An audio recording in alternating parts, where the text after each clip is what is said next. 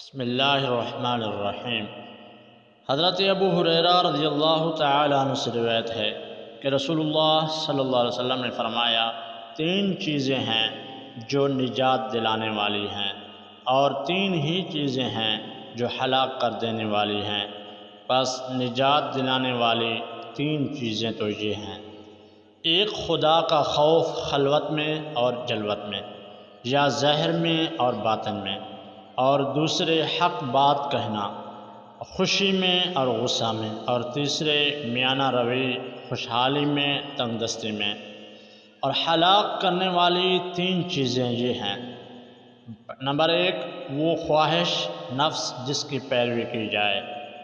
اور نمبر دو، بخل جس کی اطاعت کی جائے یعنی اس کے تقاضے پر چلا جائے، اور نمبر تین، آدمی کی خود پسندی کی عادت، اور یہ ان سب میں زیادہ سخت ہے۔ تشریح: رسول اللہ صلی اللہ علیہ وسلم کبھی تو حاضرین مجلس اور مخاطبین کے خاص حالات کے لحاظ سے، اور کبھی کسی اور ایسے ہی سبب سے بعض اوقات اپنے ارشادات میں بعض خاص اعمال صالحہ اور اخلاق حسنہ کی اہمیت خصوصیت سے بیان فرماتے تھے،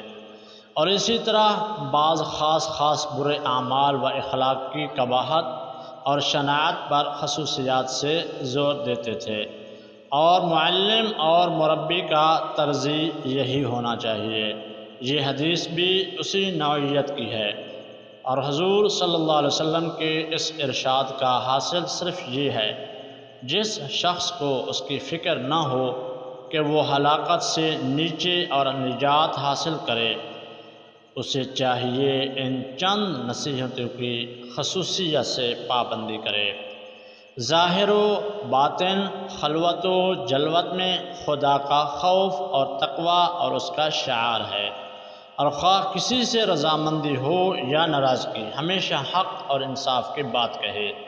اور وہ خوشحالی اور تنگ دستی دونوں حالتوں میں میانہ رویہ اختیار کرے، اور اپنی نفسانی خواہشات اور بخل کے تقاضوں پر نہ چلے،